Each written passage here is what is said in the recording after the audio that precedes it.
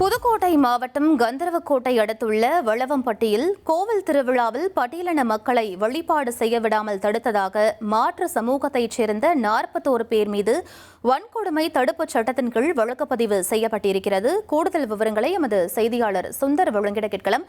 சுந்தர், முழு விவரங்கள் என்ன பதிவு பண்ணுங்க. புதுக்கோட்டை மாவட்டம் கந்தர்வக்கோட்டை அடுத்துள்ள வளவம்பட்டி கிராமத்தில் உள்ளது மூங்கில் ஐயனார் திருக்கோவில். இந்த கோவிலின் திருவிழா கடந்த 25ஆம் தேதி தேர் திருவிழா நடைபெறாக இருந்தது.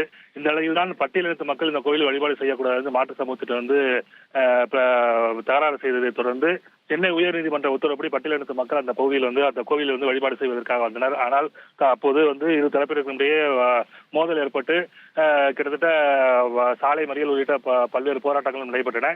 இதனைத் தொடர்ந்து அந்த கோவிலை காவல்துறையினர் பூட்டி சட்டம் ஒழுங்கு பிரச்சனை ஏற்பட்டதால் காவல்துறையினர் பூட்டி வருவாய்த்துறை அதாவது ஆர்டிஓ என்கொயரிக்கு உத்தரவிடப்பட்டது.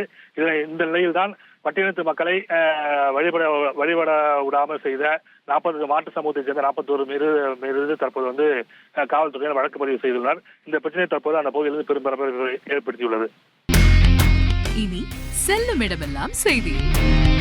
தந்தை டிவியின் வாட்ஸ்அப் சேனலை ஃபாலோ பண்ணினா செல்லருக்கும் இடமெல்லாம் செய்தி. இதோ QR கோட் இப்பவே ஸ்கேன் பண்ணுங்க, ஃபாலோ பண்ணுங்க.